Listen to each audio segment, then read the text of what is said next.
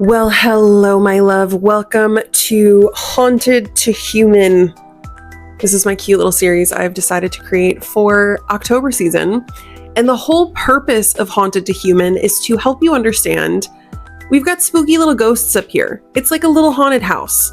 The more you understand that, and the more you can actually accept it's just ghosts. Okay, it's not actually happening anymore. The trauma you experienced in your past was a piece of your past, but it's haunting you. And instead of knowing how to move past that, a lot of people get stuck on the haunt. So let's exercise some ghosts through human design. In this video, I'm going to be deep diving into all of the different ghosts and really how they affect you and what to do about actually healing them. And if you're new here, hello, my love. My name is Reilly X. I created RX Tarot because I learned how to heal myself through tarot, astrology, and human design. And I had to tell somebody about it. And then it ended up becoming a business. Capricorn problems, right? So if you're interested, you can always book a session with me at rxtarot.com. But make sure to like and subscribe if this video is interesting to you, and share with a friend who really needs to rework their idea of healing.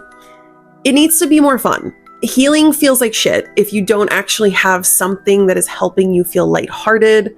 So that is the entire purpose of RX Tarot. Being the light in the darkness and being able to laugh through the pain until you're actually laughing and joyful. So let's get into it. So let's meet the ghosts and really where you can experience this in your human design. First up is the ghost of not enough. I'm not enough. I need to do more. I need to prove my worth. I need to show people that I am enough. I'm good enough. I can find it. But it never really feels like you can, right? There's always this constant proving. That wound can be found in the ego center or the heart center in human design. When you realize that is a part of you trying to prove your worth, push yourself further, and be accepted by others, you'll realize the wound is trying to protect you. If we think about this like internal family systems, right? This is the protector. This is the one that's like, I need to prove that I am adequate, so I'm not exiled from the group, from the tribe, right? When human beings needed to be hidden in caves and kept together, there was this constant desire for approval. And that energy of wanting to prove yourself is so heavy and so intense that it can really hold you back from genuinely finding your joy, finding your happiness, because you're always trying to prove if you're enough. So really that's trying to create an outer authority where there is none. You have to find that inner authority. So this is usually very common with people with an undefined ego or an undefined heart space. And the way you really heal from it is realizing in the moment, I'm trying to prove myself, and find a way to relax into, I am good enough in this moment. Healing this wound is about showing up to that discomfort when people don't approve of you, when people don't like what you've got going on, or they don't understand you.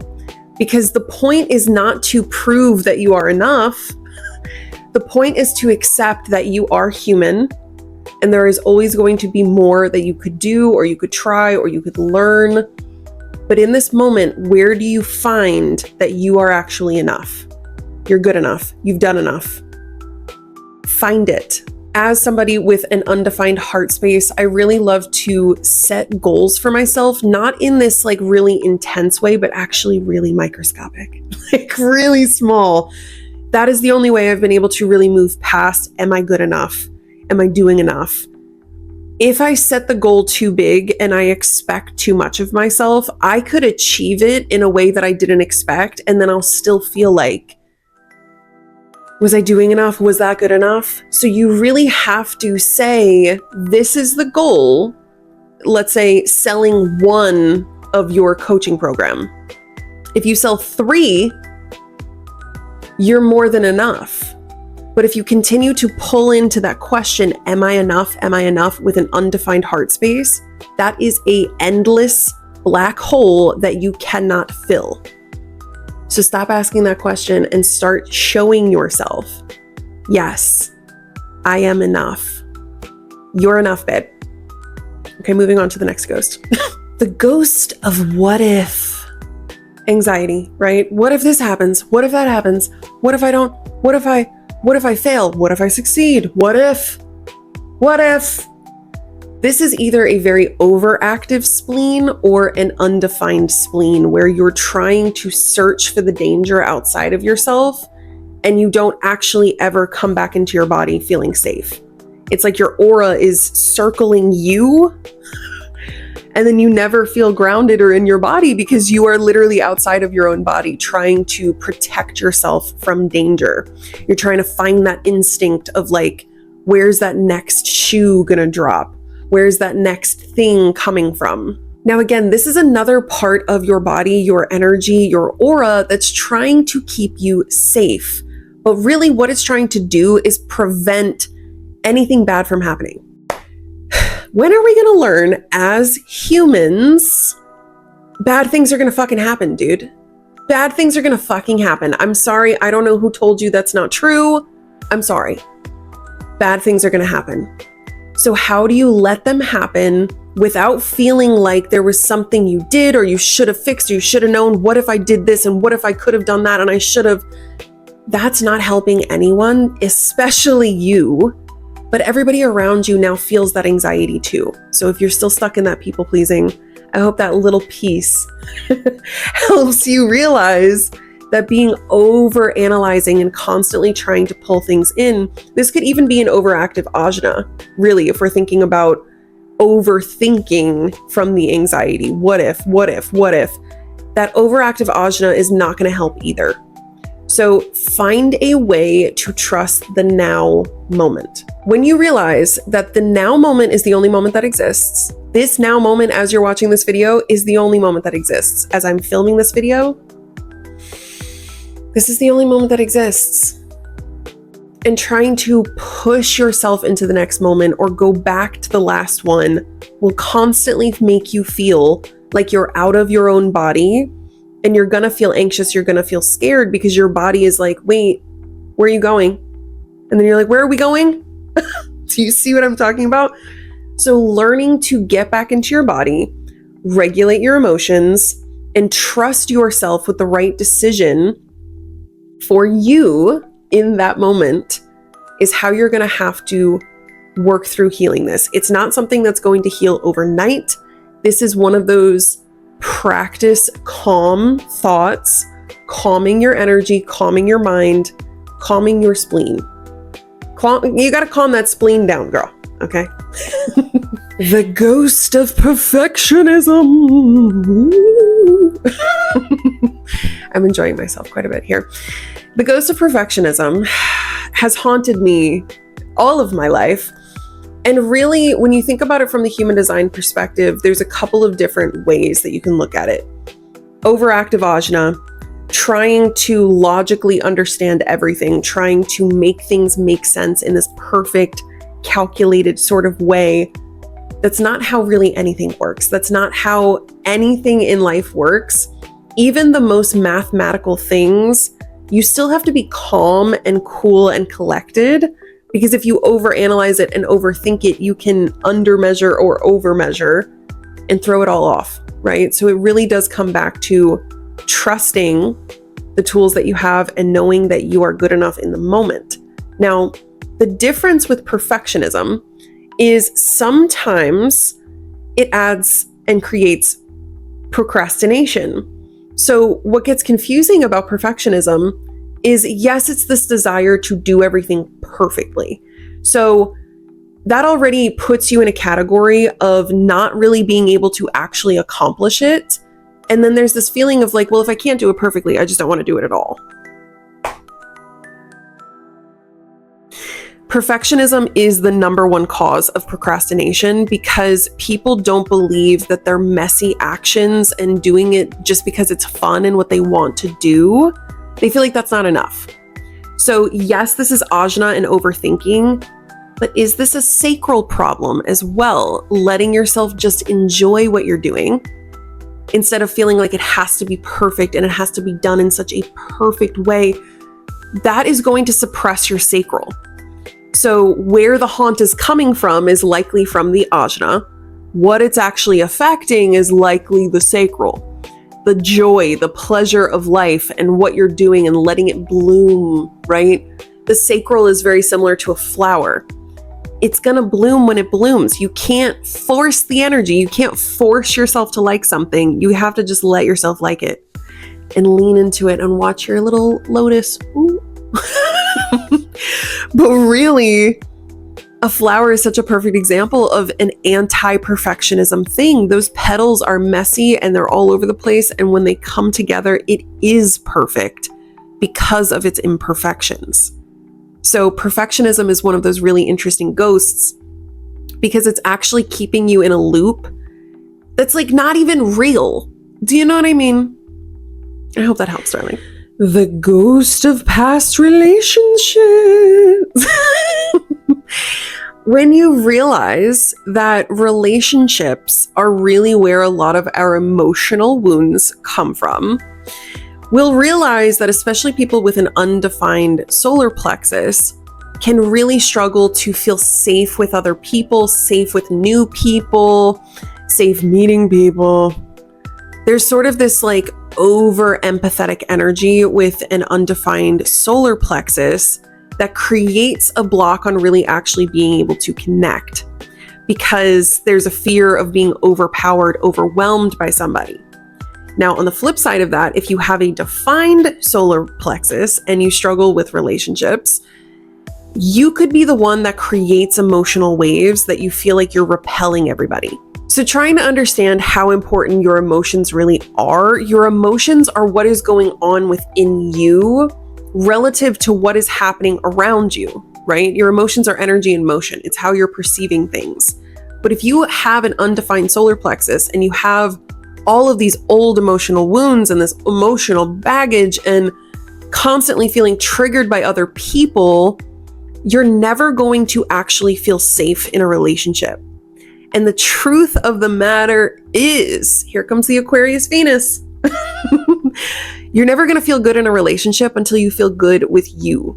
And this is really one of those huge moments where you have to understand processing your emotions and feeling your feelings and letting go of what haunts you is the only way to actually have better relationships. So lean into the trust that you are allowed to feel your feelings. You are a human being. You're allowed to feel your feelings, but you also have to accept that sometimes other people can't do anything for you. So feeling like you're either neglected emotionally or feeling like other people just emotionally can't handle you could be a huge sign of a solar plexus issue. And once you realize as an undefined solar plexus, your job is to process emotion and let it flow, you're meant to be the calm lake. When you find that calm within, you'll start to notice where the ripples are coming from. Okay? What do I mean by that? Undefined solar plexus is non-emotional because you are a calm lake. I'm a calm lake. So when I'm feeling emotional, I'm either processing something deep that I need to release, going through a hormonal shift, it happens, or it's somebody else's emotion. And once you really work with your emotions and understand what's going on within, you'll realize where those ripples are coming from. Is it coming from within? Is it coming from that person, that old fear? There's nobody over there and I'm feeling the ripples from over there. That's an old connection that needs to be released. So yes, old relationships and the ghost of relationships can come up to haunt you when you're trying to reconnect with another person. And a huge place to look at that is your solar plexus. The ghost of failure. Woo. This is really for my undefined root center people. If you are constantly feeling like you can't achieve and it just seems like you can't get to the place that you want to be in life, this could very well be an issue with an undefined root. You might feel the pressure to prove yourself coming from outside of you, right? With an undefined root, you don't have that pressure to grow and to make things happen from within. You feel the pressure from the outside world. You feel like other people expect things of you, or they want you to succeed. They want you to be at a certain level. But with an undefined root, you're really not meant to stick with one thing. You're meant to reroot yourself and try something new. So if you have this fear of failure, I have two main questions for you. Are you actually afraid to fail something because you want to do it and you're afraid I won't be able to accomplish this? Or are you realizing I'm afraid to fail this because I don't have the energy from within. Somebody else wants me to do this and I'm going to disappoint them. Yeah. When you feel that, when you understand that, you can separate yourself from that ghost. You can see the ghost for what it is, right? You can see the thing that's haunting you is actually somebody else's ideals, somebody else's feelings, somebody else's pressure towards you.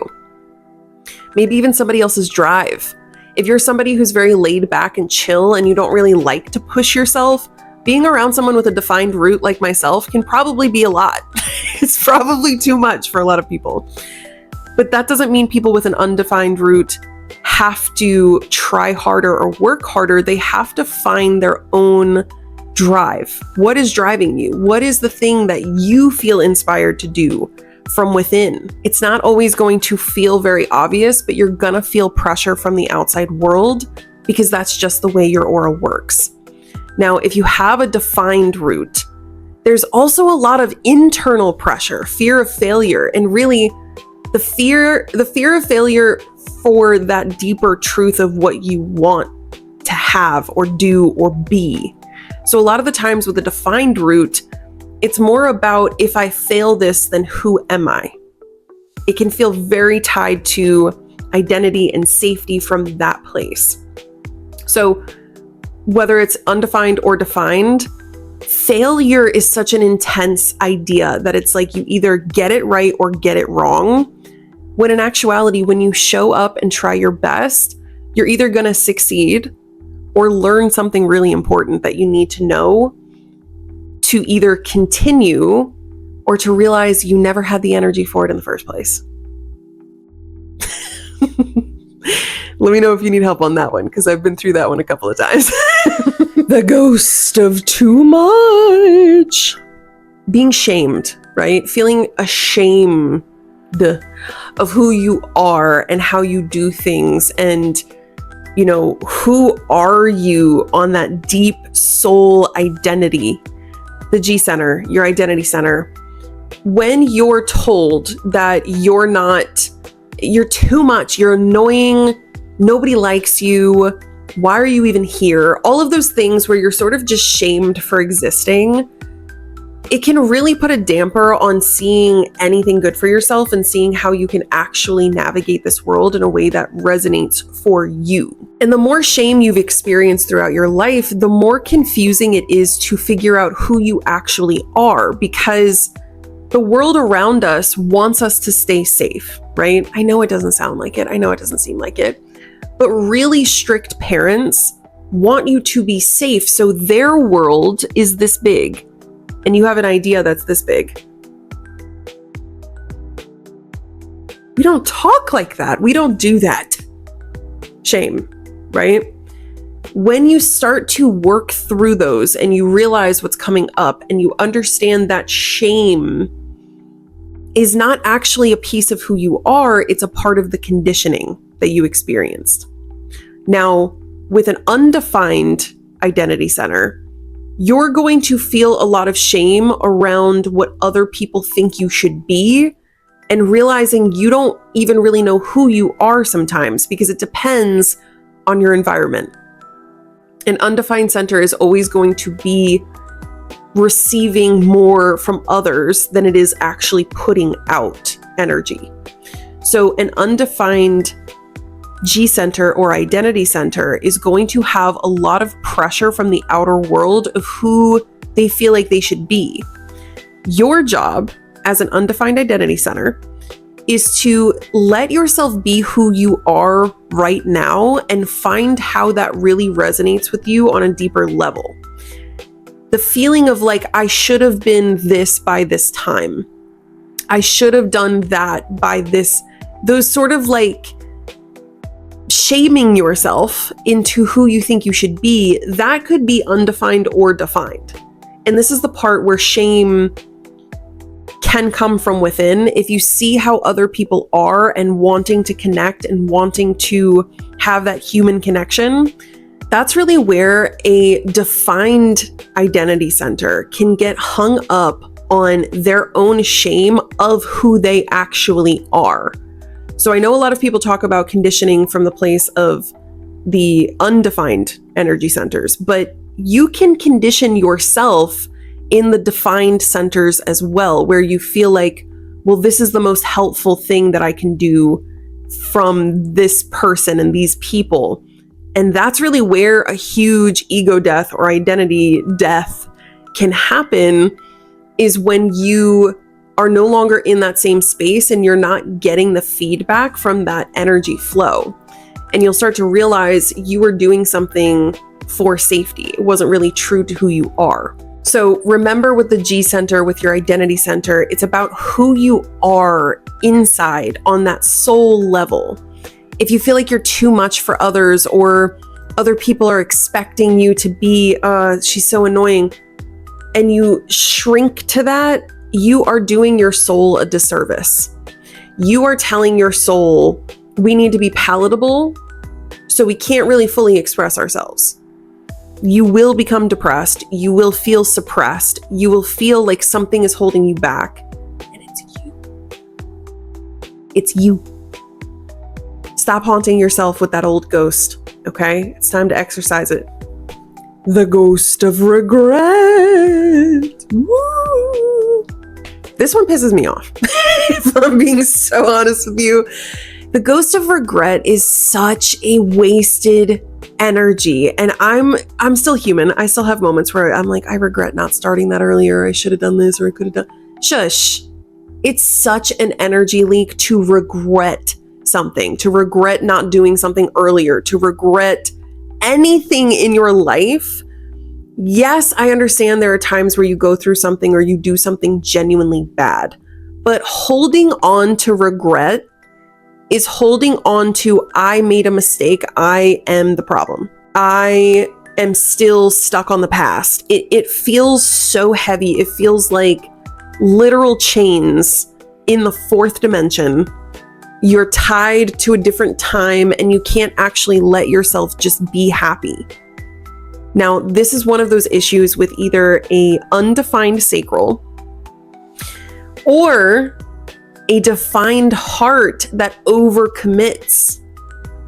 You overcommitted to something, you did too much, you're draining yourself trying to connect with others, trying to make something happen. So people with a defined heart can sometimes overcommit.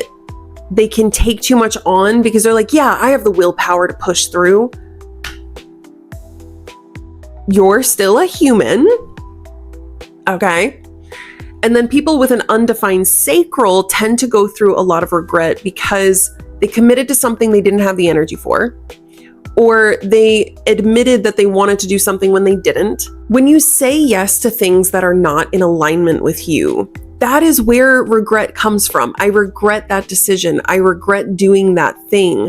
It's because there's a dip in your energy. There's a heaviness. And the more you actually see those wounds for what they are and those ghosts for what they are, you'll realize you just have to learn how to make better choices now. So again, regret is one of the biggest energy leaks I have ever fucking seen. And I see it in so many people. There's this person who is like a family friend of ours, and I've only met this person like 3 times. I can feel his grief from outside of his body. Have I said anything about it? No, because Reilly, you're going to sound fucking crazy. So just shut up. You okay? And he's like,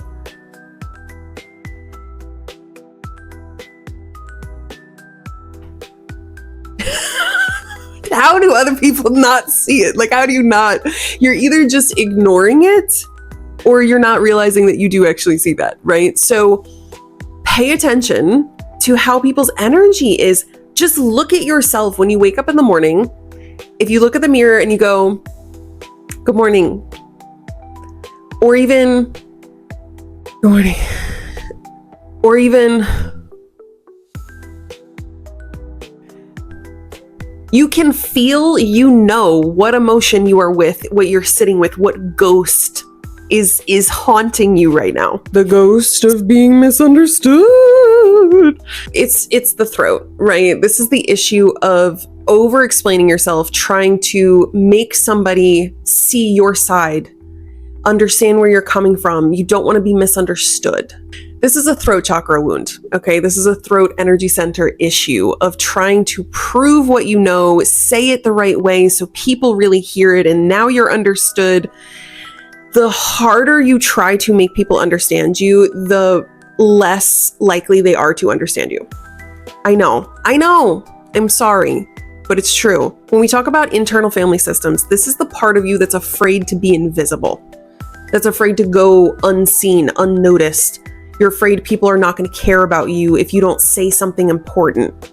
You want to prove your impact. You want to prove the thing that you're saying is important. It has to be important to you. It has to be something you genuinely want to say. So if you have a defined throat and you're trying to force that, like, this is the thing I'm sharing and I wanted to, you're going to come off as forceful or preachy. And if you have an undefined throat and you're trying to really make sure people understand you, it's usually going to come out really messy, all over the place. You're not really going to get to a point and you're just going to keep talking until someone tries to change the subject. The more you actually see that and understand that and realize that, the more you're going to ease into letting yourself share what feels like it's ready to be shared. You don't have to prove your point to anyone, actually. You have to share your truth. Speak from the heart, speak from the soul, speak from your gut. Where's your throat connected, right? Pay attention to what energy center you have your throat defined through. For me, it's my spleen, which has actually been really difficult because sometimes I say things and I'm like, girl, hot chocolate. And someone's like, that's crazy. I literally asked my spirit guide to say hot chocolate. And I'm like, I'm glad that worked. Because why am I saying it? But the more you lean into wherever your throat is defined through, the more you're going to understand where your voice really sits within your body, where you're feeling that connection and what needs to be shared from within. The ghost of misalignment. This is the scariest ghost for me as an undefined crown. Okay. This is the scariest ghost for me because having an undefined crown, there's inspiration everywhere.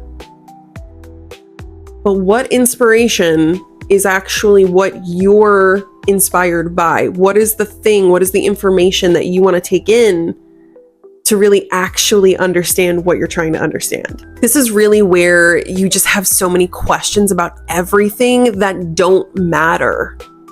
You get distracted by garbage things on TikTok or like, you know what I mean? Something that is just like pulling it, conspiracy theories and like, yes, it's interesting. Yes, it's like, wow, that's a really weird connection. I see how the dots connect, but is it actually helping you?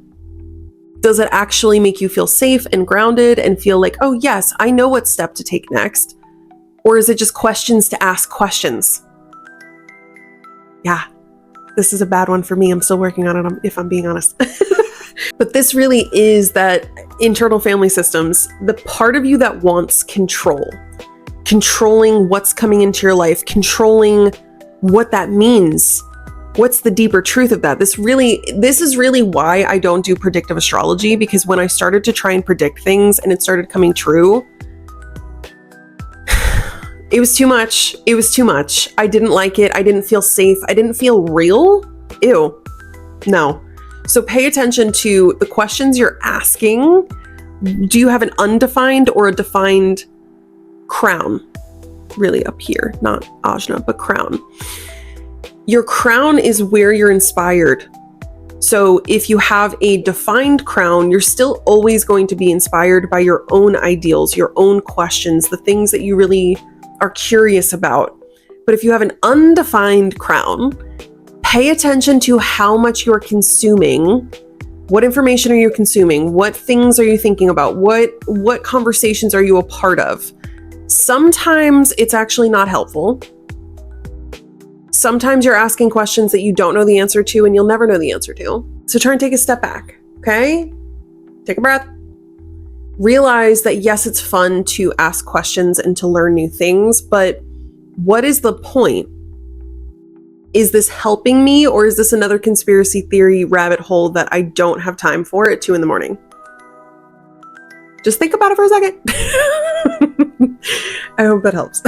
I hope this video is helpful to really help you realize that human design is not just about your aura from this place of, some sort of mystical, magical thing. It's about where you have energy stuck in your body and how to move through it. So if you are ready to go from haunted to human, which really just means being able to accept your humanness, accept your emotions, and feel safe in your body so you can actually have an enjoyable human experience, you can always book a session with me at rxtarot.com. I also have the Lunar Library, which meets every Thursday at 5 p.m. So if you're interested in really getting that group connection and having a space to discuss current energies, current things going on, that will all be available through the links down below. So check it out. Be sure to like and subscribe to my channel if you want to learn more about astrology, tarot, human design, all things spiritual and human. Remind yourself every single day, you're still just a human being living a human life. Yes, you're a consciousness. Yes, you're connected to the divine in so many ways. But what does your human body actually need? That's the piece most people are forgetting these days, and I just want to bring that back. I hope this is helpful. I appreciate you, and I'll see you soon. Bye.